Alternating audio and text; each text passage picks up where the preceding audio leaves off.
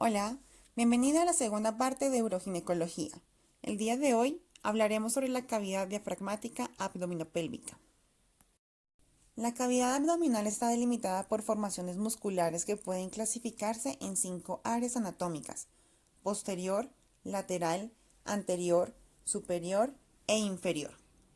Este conjunto de formaciones musculares se enmarca en varias estructuras óseas, proximalmente por los últimos arcos costales, el apéndice sifoides y las uniones condrocostales, distalmente por el borde superior de la pelvis y posteriormente por las apófisis transversas de las vértebras lumbares. Los planos de la pared anterior y lateral del abdomen son los siguientes: piel y tejido celular subcutáneo, fascia superficial, fascia profunda, músculo, fascia extraperitoneal y el peritoneo. Los límites musculares de la cavidad abdominal se dividen de la siguiente manera. En el posterior encontramos músculo cuadrado lumbar, psoas e iliopsoas. En el cuadrante lateral, oblicuo mayor, oblicuo menor y el transverso. Cuadrante anterior, el recto y el piramidal. Cuadrante superior, el diafragma. Y cuadrante inferior, los músculos perineales. Músculos de la pared anterolateral. Recto anterior. El músculo recto anterior es un músculo alargado y grueso que se extiende desde la parte anteroinferior del tórax hasta el pubis, a lo largo de la línea media.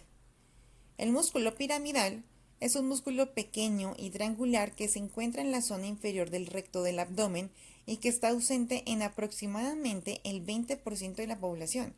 Se origina en el pubis y se inserta en la línea alba, por debajo del ombligo.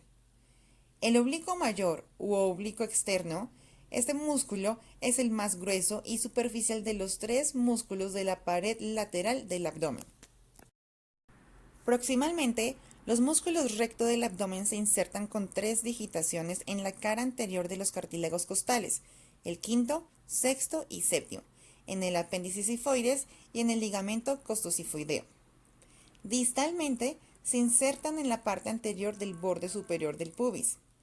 El músculo está envuelto por las hojas anteriores y posteriores de la vaina de los rectos, excepto en el tercio inferior donde solo está cubierto por delante. Lateralmente, las hojas de la vaina de los rectos se unen a la aponeurosis de los músculos oblicuos externos para formar la línea semilunar. En la parte superior, la vaina de los rectos está formada también por fibras de la aponeurosis del pectoral mayor. Existen entre 3 y 4 intersecciones tendinosas transversales u oblicuas sobre la fascia anterior del músculo. Esta disposición explica que la disección entre la fascia y el músculo sea muy dificultosa para la parte anterior, entre el músculo y la fascia anterior, y que la aparición de hematomas o abscesos se extienda sobre toda la fascia posterior del músculo. El músculo oblicuo externo se origina en la superficie anterior de los últimos 8 arcos costales con digitaciones que se entrecruzan con inserciones del serrato anterior y del dorsal ancho. Desde su origen, sigue una dirección inferomedial y el límite músculo-tendinoso desciende de tal forma que, hacia la línea media y también por debajo de la altura de la espina ilíaca anterosuperior, se transforma completamente en aponeurosis. Distalmente, el oblicuo externo se repliega sobre sí mismo formando el ligamento inguinal que se extiende desde la espina ilíaca anterosuperior hasta el tubérculo del pubis. Anteriormente, la aponeurosis del oblicuo externo se une con el oblicuo interno y pasa por delante del recto del abdomen. Sus fibras se entrecruzan entre la línea media con la del lado opuesto y contribuyen a formar la línea alba. Las inserciones del pubis se efectúan por medio de los pilares del anillo inguinal superficial y mediante el ligamento inguinal. El músculo oblicuo interno se encuentra entre el músculo oblicuo externo y el transverso.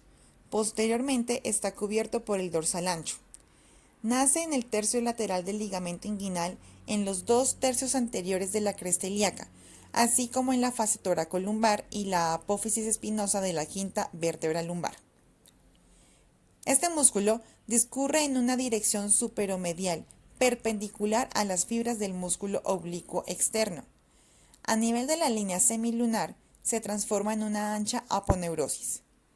En los 2/3 superiores del recto del abdomen, su aponeurosis se divide en dos hojas, anterior y posterior.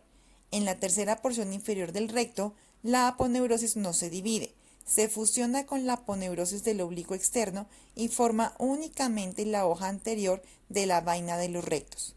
El borde inferior de la hoja posterior del recto forma la línea arqueada. En la parte superior se inserta en el borde inferior del 10º al 12º arco costal.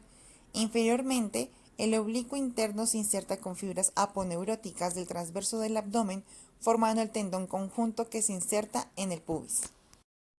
Algunas fibras más inferiores, a nivel del canal inguinal, forman el músculo cremastro.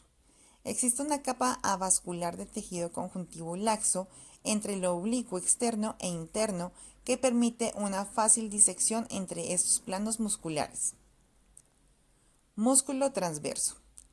Este músculo es el más profundo de los tres músculos laterales del abdomen y tiene un recorrido con dirección horizontal. Es muscular en la zona media y tendinoso en los extremos, y ocupa toda la mitad lateral de la pared abdominal desde la columna vertebral hasta la línea alba. Se origina en la fase toracolumbar, en la cresta ilíaca, en el ligamento inguinal y en la cara interna de los 6 últimos cartílagos costales, interdigitándose con las fibras del diafragma. Su origen en la parte posterior de la fascia toracolumbar, sobre el cuadrado lumbar, se establece mediante una aponeurosis de inserción ancha, conocida también como aponeurosis posterior del transverso. Las fibras musculares se dirigen horizontalmente a la línea media, acabando en una aponeurosis extensa en la línea semilunar, formando una curva de concavidad medial. Por encima de la línea arcuata se fusiona con la parte posterior de la aponeurosis del oblicuo interno y la línea alba. En el tercio superior del abdomen, las fibras musculares del transverso llegan por detrás del recto aproximándose a la línea media, y por debajo de la línea arcuata, la aponeurosis del músculo contribuye a formar el tendón conjunto con el oblicuo interno. A este nivel, la diferenciación entre las fibras musculares del oblicuo menor y transverso es muy complicada. Músculos de la pared posterior. Músculo cuadrado lumbar. Es un músculo plano y cuadrilátero que está situado entre la última costilla y la cresta ilíaca. Se origina en la cresta ilíaca y el ligamento iliolumbar, y sus fibras ascienden para insertarse en la 12ª costilla y las apófisis costales de las 4 primeras vértebras lumbares. Los fascículos más laterales son verticales y los mediales son más oblicuos. Está cubierto por delante por la aponeurosis posterior del transverso. Músculo iliopsoas. Se compone de los músculos psoas mayor e ilíaco. El músculo ilíaco se origina en la fosa ilíaca y sus fibras descienden para formar el tendón del psoas e insertarse en el trocánter menor. El músculo psoas mayor toma su origen en los cuerpos y apófisis transversales de la primera a la 4ª vértebra lumbar.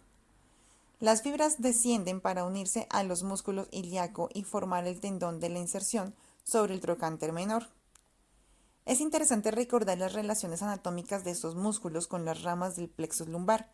El nervio ilio-hipogástrico e ilioinguinal discurren entre el cuadrado lumbar y el borde lateral del psoas mayor. El nervio femorocutáneo emerge en la convejidad muscular del psoas mayor, mientras que el nervio genitofemoral sale del borde medial del psoas mayor a nivel de la 4ª vértebra lumbar. El nervio obturador desciende en el borde medial del psoas mayor antes de entrar a la pelvis menor, y el nervio femoral discurre por detrás entre el músculo psoas mayor y el ilíaco. El músculo del diafragma es plano y delgado que, con forma de cúpula, separa la cavidad torácica del abdominal. El origen del diafragma se encuentra a lo largo de las vértebras lumbares, costillas y del esternón. Tiene una parte periférica muscular y una parte central aponeurótica, conocida como el tendón central. La parte muscular se divide según su lugar de inserción en esternal, costal y lumbar. La parte esternal está compuesta por dos músculos pequeños que se insertan en la cara posterior del sifoides. La zona costal se compone de haces musculares que se insertan en la cara interna de la séptima a la 12ª costilla, cruzándose con fibras de la inserción del transverso en las últimas 6 costillas. Y la zona lumbar está constituida por los pilares del diafragma. Los músculos que mencioné anteriormente tienen una fascia de envoltura y una aponeurosis de inserción. Por lo general, las fascias de envoltura aíslan cada músculo de los demás. Sin embargo, estas están constituidas por tejido conjuntivo fibroso, delgado, que va a dificultar su disección. Por el contrario, las aponeurosis se comportan como auténticos tendones de inserción con tejido fibroso muy fuerte y resistente y constituyen una continuidad de masa muscular hasta su lugar de inserción. Las aponeurosis de la pared abdominal anterolateral son láminas tendinosas que constituyen las terminaciones anteriores de los 3 músculos anchos del abdomen. Esas láminas forman a su vez la vaina anterior y posterior del músculo recto del abdomen y se cruzan en línea media formando la línea alba. La línea alba es un rafe tendinoso localizado en la línea media, resultado de la fusión de las hojas anterior y posterior del recto en la línea media. Está esencialmente constituida por el entrelazamiento de las fibras aponeuróticas de los músculos transverso, oblicuo interno y oblicuo externo. La fascia transversal es sencillamente la fascia interna del músculo transverso. Es la capa más profunda situada sobre el peritoneo parietal. Es una lámina fina pero resistente de tejido conjuntivo y forma parte de la fascia intraabdominal. Está cubierta por la superficie interna del músculo transverso al que se adhiere firmemente. Cuando se realiza la liberación del músculo transverso en la separación posterior de componentes, el cirujano puede hacer la disección por encima o por debajo de esta fascia. Si se realiza por encima, el peritoneo se protege con la fascia y es más complicado de abrir. Sin embargo, este plano contiene pequeños vasos que hacen que la disección sea más sangrante. Si la disección se realiza por debajo, este plano será avascular, pero será más fácil tener desgarros en el peritoneo. Posteriormente, la fascia transversal se une a la fascia toracolumbar y superiormente a la fascia diafragmática. Es más densa a nivel de la pared posterior del canal inguinal y se continúa inferiormente con la fascia endopélvica e ilíaca. Hablemos ahora de los ligamentos.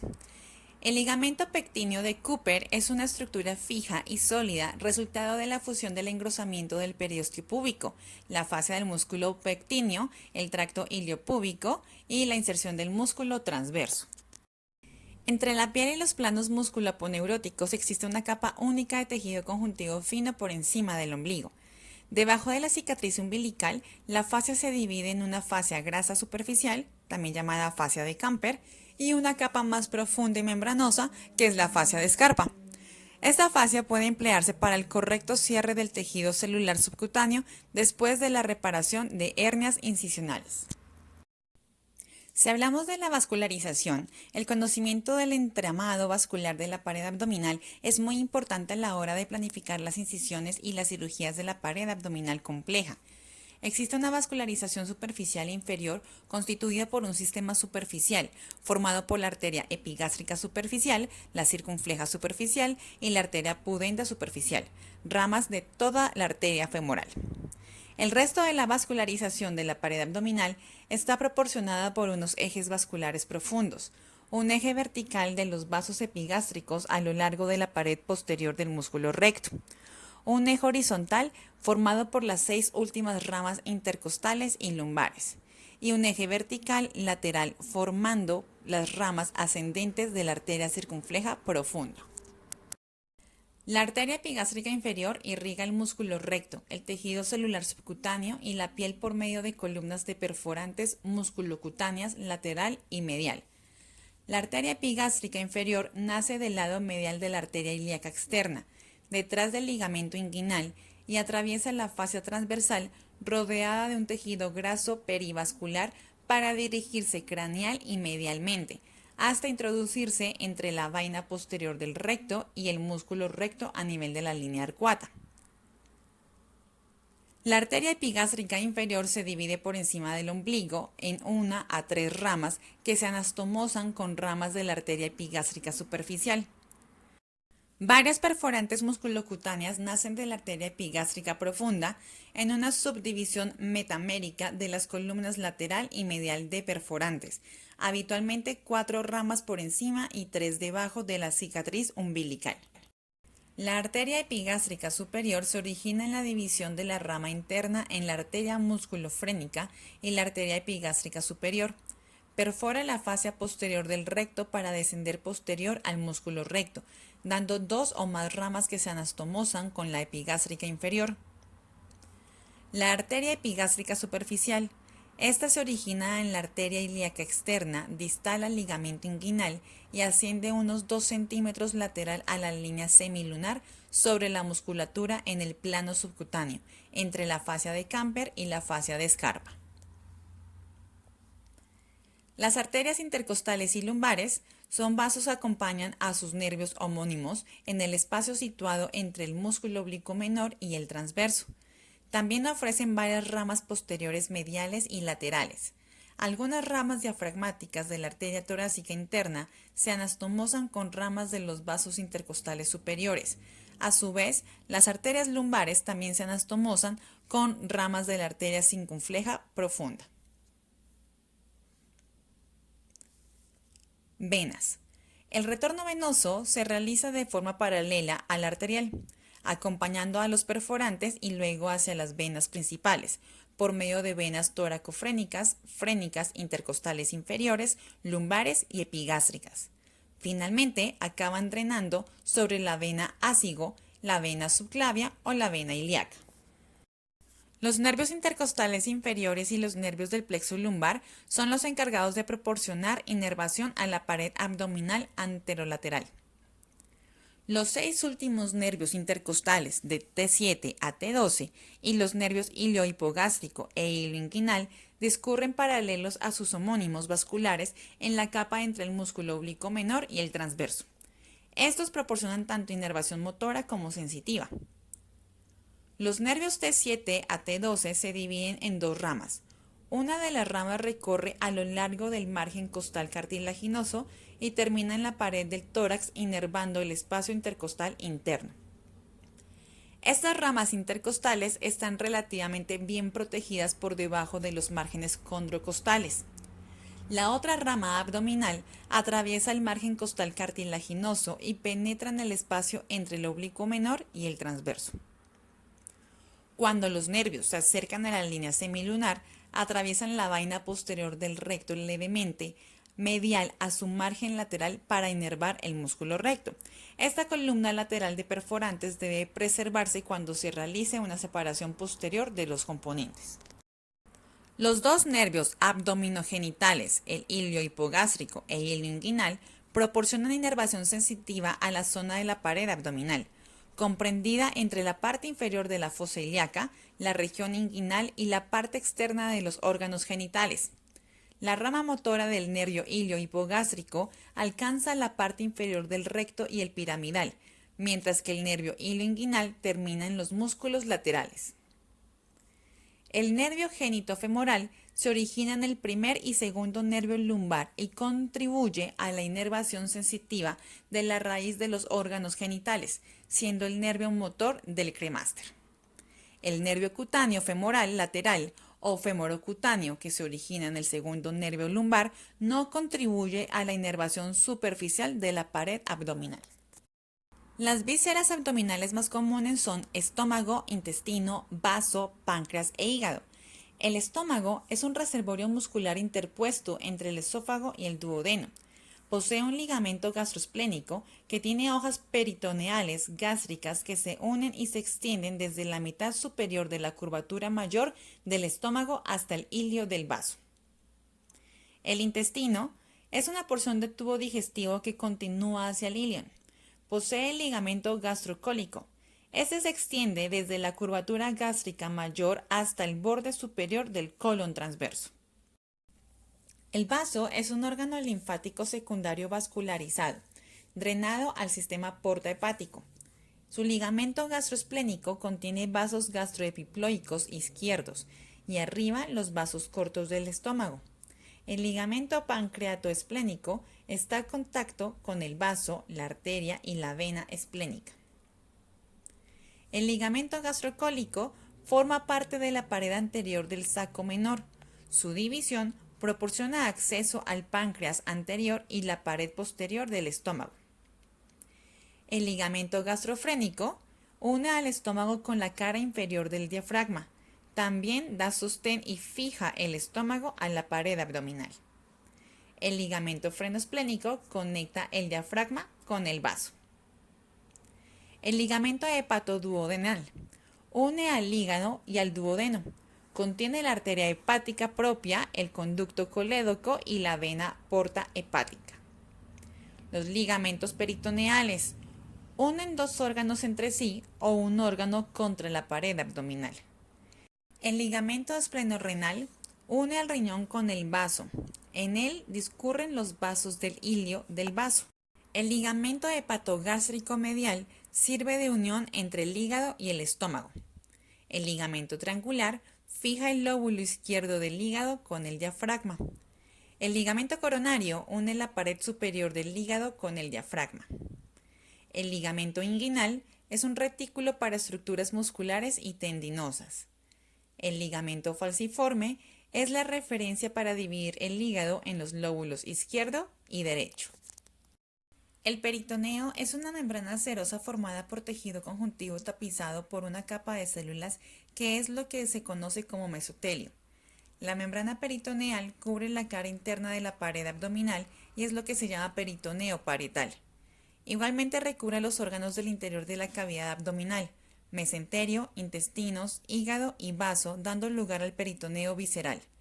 La superficie total del peritoneo, parietal más la visceral, es algo diferente de unas personas a otras, pero suele oscilar entre 1.7 a 2.1 metros cuadrados.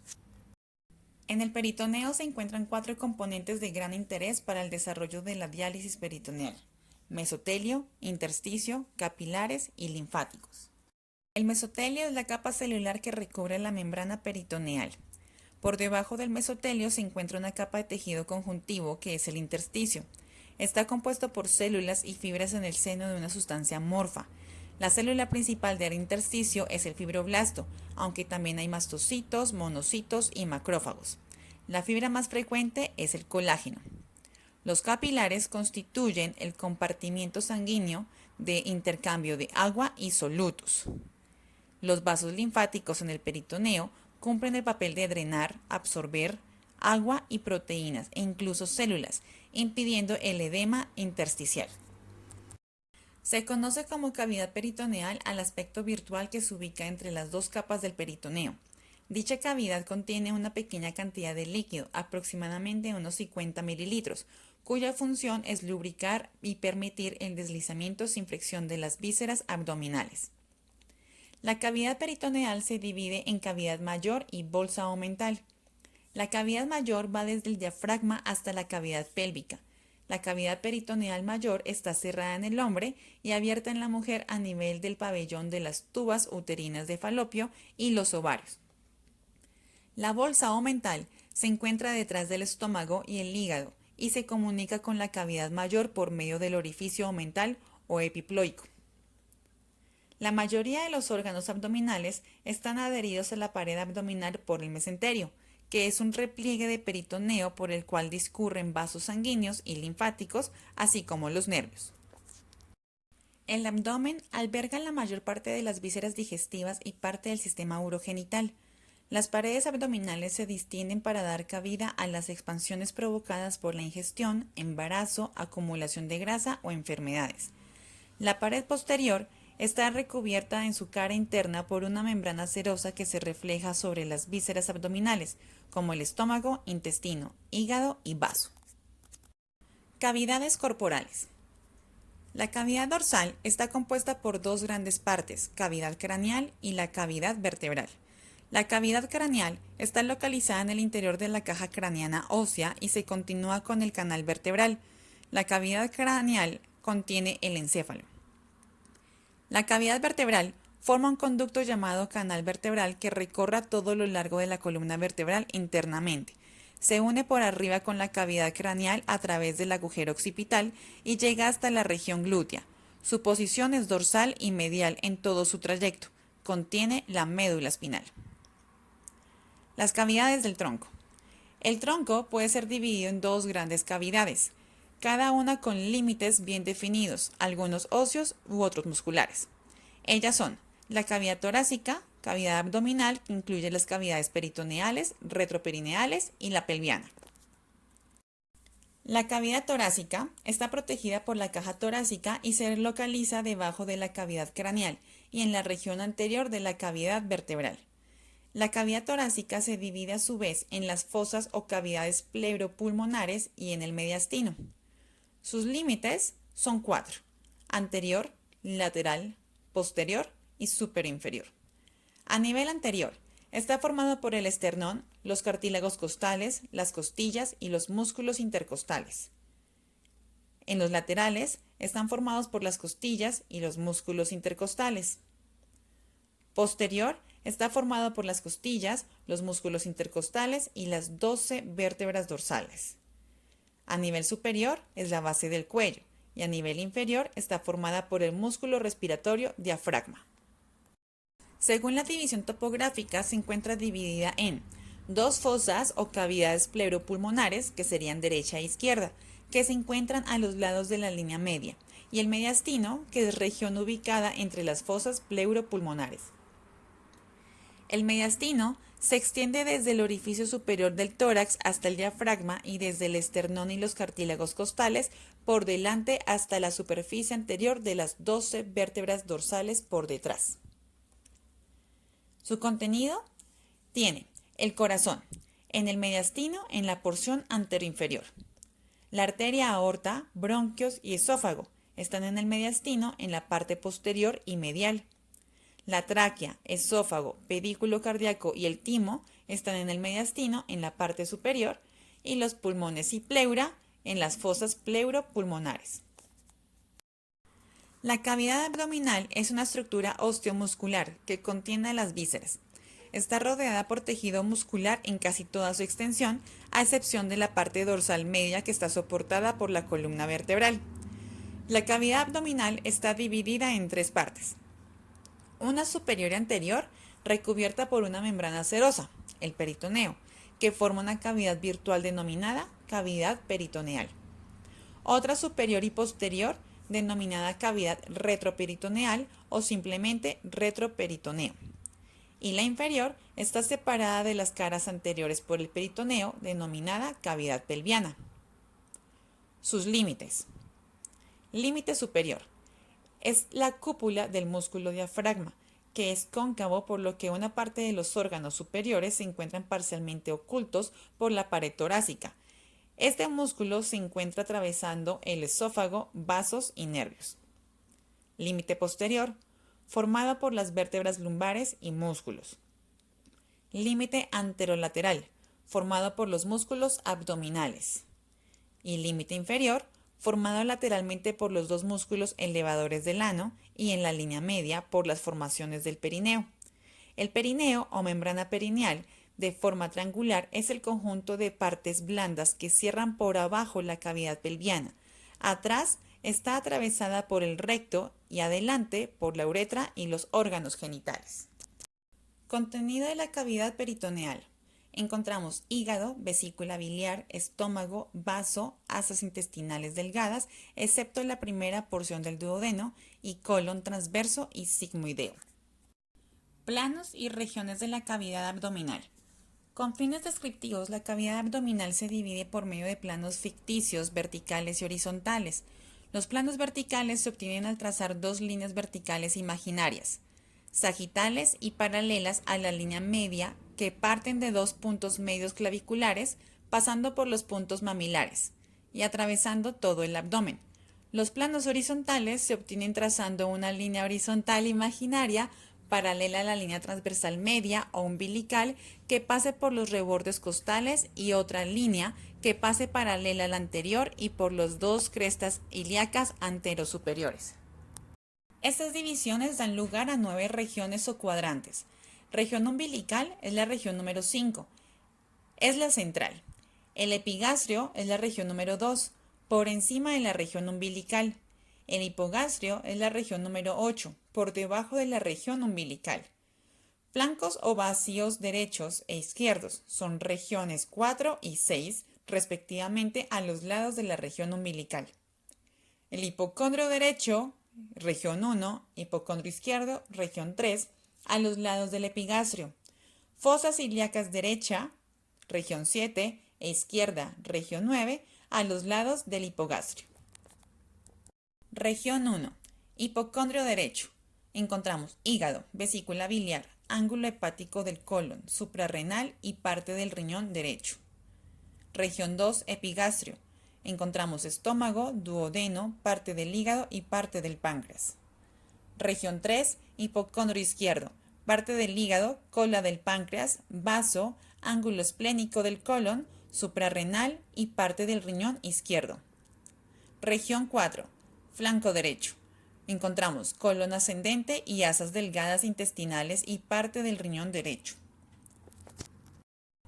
Región 5. La región umbilical. Encontramos asas delgadas intestinales y colon transverso. Región 6. Flanco izquierdo. Colon descendente y asas delgadas intestinales y parte del riñón izquierdo. Región 7. Fosa ilíaca derecha.